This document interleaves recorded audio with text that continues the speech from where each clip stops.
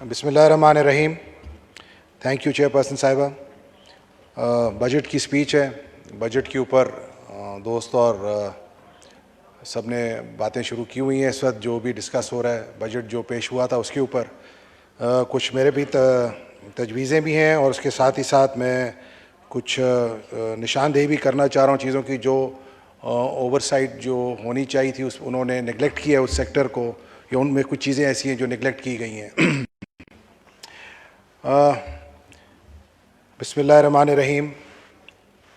Federal minister साहब ने जो जून 9 को पेश किया बजट, उसमें जो उन्होंने हाईलाइट की हैं चीज़ों को, उसमें जिससे मेरा ज़ाती ताल्लुक़ है सिंध सूबे से और बलूचिस्तान से भी मेरा ताल्लुक़ लगता है, उसमें एग्रीकल्चर और वाटर रिसोर्स जो बहुत अहम चीज़ है, जो मेरे फाजिल दोस्त ने अभी बताया भी कि डैम्स के ऊपर बात हुई, डैम्स के ऊपर फंड्स जमा किए गए, उनका कुछ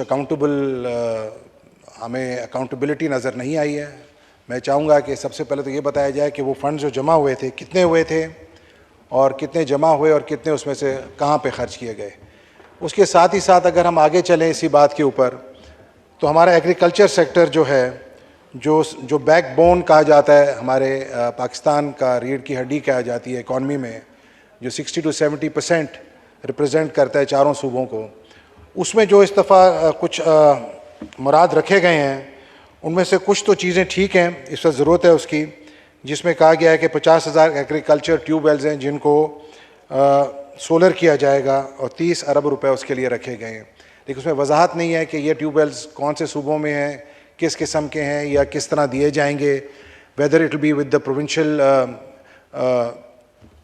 इकट्ठा उनके साथ मिलकर किया जाएगा या क्या का तरीक़ेकार क्या होगा।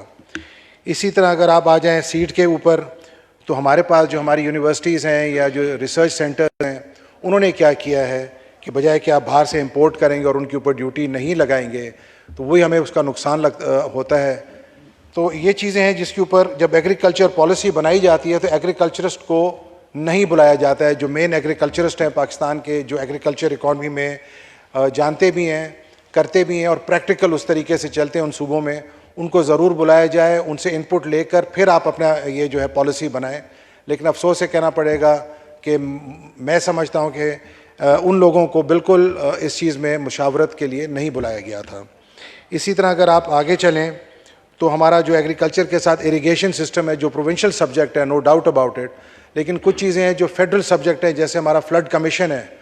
जब ये पाकिस्तान में फ्लड्स आए थे तो उसको फ्लड कमीशन एक पाकिस्तान का जो हमारा वाटर रिसोर्स मिनिस्ट्री के अंडर आता है, और पिछले साल जो क्योंकि सबसे ज़्यादा मुतासर हमारे ही ज़िले हुए हैं बलूचिस्तान और सिंध में मोस्टली, और हमारे से मुराद है कि West Bank and east bank of river Indus, उसको अगर आप लें साउथ पंजाब से अगर आप शुरू करते हैं all the way down till river Indus और अरेबियन सी तक, तो सबसे ज़्यादा जो सूबे हमारे मुतासर हुए, मैं समझता हूँ कि करोड़ों की तादाद में जो लोग हैं मुतासर हुए, उसके अंदर जो लोग रहते थे, और लाखों की तादाद में घर, मवेशी, इंफ्रास्ट्रक्चर, हमारे स्कूल्स का, हमारी रोड्स का, हमारी बिजली के निज़ाम का, इरिगेशन सिस्टम का बिल्कुल तबाह हुआ।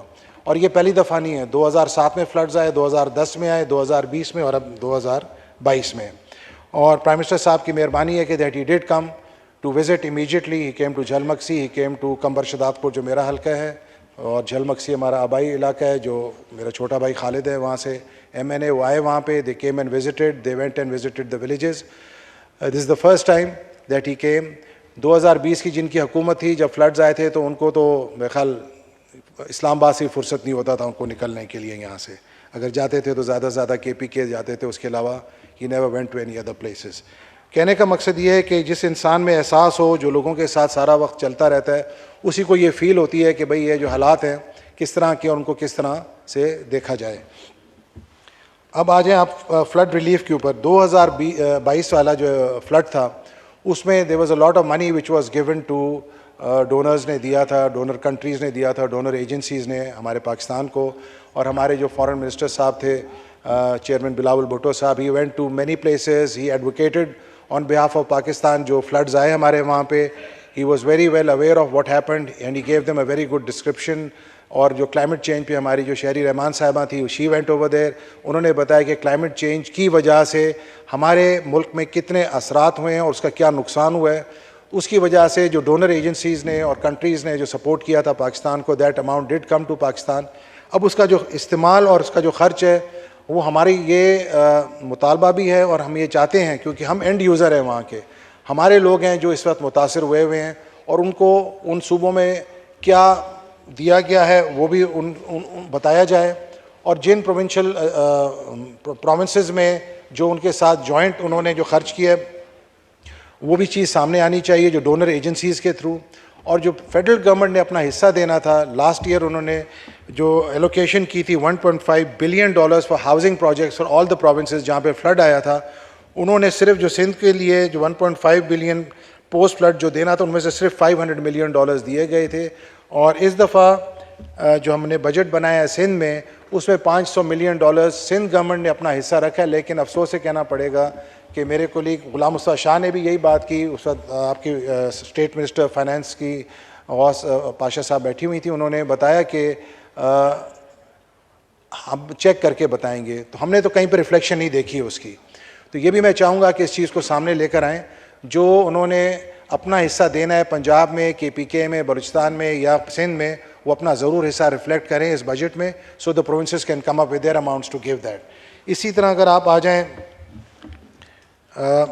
एग्रीकल्चर में जो ट्रैक्टर्स के ऊपर, कंबाइन हार्वेस्टर्स के ऊपर जो इन्होंने मुराद दिया है, that is a good inclination. But मैं ये चाहूँगा कि उसके साथ साथ हमारे एग्रीकल्चर सेक्टर में यूरिया, DAP जो हमारी जो फर्टिलाइज़र्स हैं, या हमारा जो वीटासाइड्स जो हमारी मेडिसिन इस्तेमाल होती हैं, उनका भी चेक एंड बैलेंस स्ट्रिक्टली किया जाए, और उनके ऊपर भी सब्सिडी अगर आप एक फर्टिलाइज़र कंपनी को दे रहे हैं तो उसका जो है एंड यूज़र जो है एग्रीकल्चरिस्ट होता है, जो काश्तकार होता है, उसके लिए भी एक मंसूबा बनाया जाए, और जब सीज़न शुरू होता है उससे पहले उस पर रिफ्लेक्ट की जाए उसकी प्राइस। क्या होता है कि जी रिफ्लेक्ट नहीं करते हैं, लोग ख़रीद लेते हैं, या तो गिर जाती है या तो ब्लैक में फिर वो बेचा जाता है। इस चीज़ के ऊपर भी नज़रसानी की जाए। और उसके साथ साथ बहुत सी स्मगलिंग हो रही है, जो हमारा फर्टिलाइज़र ख़ासकर ईरान और अफ़गानिस्तान जाता है, उस पर बंदिश की गई थी, पहले बहुत ज़्यादा हो रहा था, फिर उसके ऊपर जब एग्रीकल्चरिस्ट ने और लोगों ने शोर मचाया तो उसके ऊपर रुकावट हुई। और हमारे इलाके ही हैं जो वहाँ से क्रॉस करके गुजरते हैं, हम लोगों ने ही बताया डिपार्टमेंट्स को, लॉ इन्फोर्समेंट एजेंसीज़ को, कस्टम्स को कि जी इसके ऊपर आप लोग पिकेट्स लगाएं और बंद करवाएं इन जगहों को, क्योंकि ये बार बार निकल रहे हैं वहाँ पे, और इन चीज़ों के ऊपर हमारे जो एंड यूज़र हैं एग्रीकल्चर, वो फिर महंगा हो जाता है फर्टिलाइज़र, DAP वगैरह, उसकी वजह से हम लोगों को नुकसान होते हैं। तो इन चीज़ों के ऊपर उन्होंने किया है। उसके साथ साथ मैं समझता हूँ कि अगर आप अपनी इनकम को बढ़ाना चाहते हैं, आप अपने टैक्स नेट को बढ़ाएं। आपका टैक्स नेट जो है एक 30 लाख लोगों तक बढ़ा हुआ है मैक्सिमम, जहाँ पे 24-25 करोड़ की आबादी है, जिसके अंदर बहुत से लोग हैं जो अभी तक नहीं आए हैं। उसके ऊपर भी आपको चाहिए, बजाय कि जो लोग ऑलरेडी आपके टैक्स नेट में हैं उनके ऊपर ही आप टैक्स बढ़ाते रहते हैं बार बार। I think that is unfair. आप अपने टैक्स नेट को 30 से 50 लाख तक लेके जाएं, 10 लाख या 20 लाख बढ़ाएं, और वो कर सकती है गवर्नमेंट जब करने पर आती है। तो ये चीज़ें हैं जो आपने we need to look into it. इसके साथ ही साथ आपने वुमेन एम्पावरमेंट के ऊपर जो चीज़ें दी हैं, मैं समझता हूँ उसके ऊपर थोड़ा सा नज़रसानी की जाए और उनको भी मुराद दिया जाए, because that is an equal partner with us in population and they do support us. Vote भी हमें उतने मिलते हैं।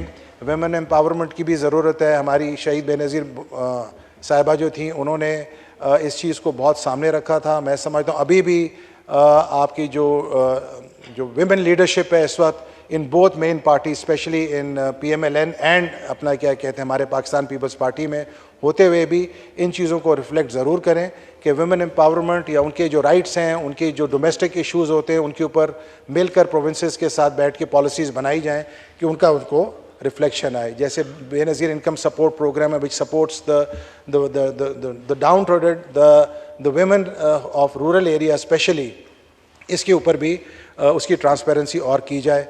तो मैं इन चीज़ों के ऊपर ये रिफ्लेक्शन करना चाहूँगा। इसी तरह अगर आप आ जाएँ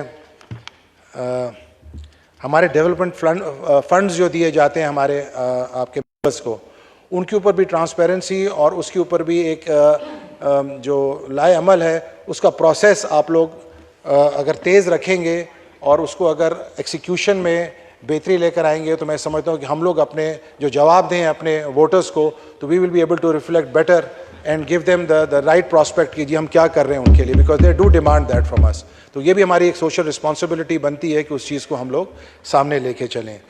वाटर रिसोर्सेज की मैंने बात की थी, एक मैं चीज़ ज़रूर कहूँगा वाटर रिसोर्स में, which is a long pending thing, एक नौलंग डैम है which is a medium to a large dam which will give approximately कोई 35 से 40 हज़ार एकड़ जो हैं आपके बलूचिस्तान के वो इलाके हैं जो बिल्कुल पसमानदा हैं, आबाद होंगे। उसमें रिवर फ्लो भी है, उसका फंड्स भी जो हैं एशियन डेवलपमेंट बैंक ने एयरमार्क किए हुए, बट उसका प्रोसेस बिल्कुल ना होने के बराबर है। पिछले 10 साल से it's been just pending unnecessarily. साथ ही साथ इस दफ़ा आपके रिफ्लेक्शन में सिर्फ 11 करोड़ रुपए रखे गए हैं उसके लिए। तो मैं समझता हूँ कि this is very unfair with Balochistan. आपका जो पटफीडर एक्सटेंशन है जो 1,10,000 एकड़ है, वो अभी तक एक नाढाल पोजीशन में रखा हुआ है, कंप्लीट नहीं हुआ है प्रॉपर तरीके से। तो बलूचिस्तान के लोगों के लिए इसलिए मैं बात करता हूँ क्योंकि मेरा, आपको जैसे मैंने पहले अर्ज़ किया है कि हमारा एक हिस्सा बलूचिस्तान में भी है, तो मैं चाहता हूँ कि वहाँ के लोगों की आवाज़ भी मैं ज़रूर यहाँ पे सामने लेकर आऊँ। और इस चीज़ को ज़रूर आप लोग इस फोरम से मैं बताना चाहता हूँ प्राइम मिनिस्टर साहब को और उनकी टीम को कि प्लीज़ इस चीज़ के ऊपर नज़रसानी करें। Balochistan is very backward. कुछ चीज़ें आपको जो नज़र नहीं आती हैं, लोग बात नहीं करते हैं, बहुत हजूर शर्म और बहुत इनवर्ट किस्म के लोग हैं, चुप रहते हैं।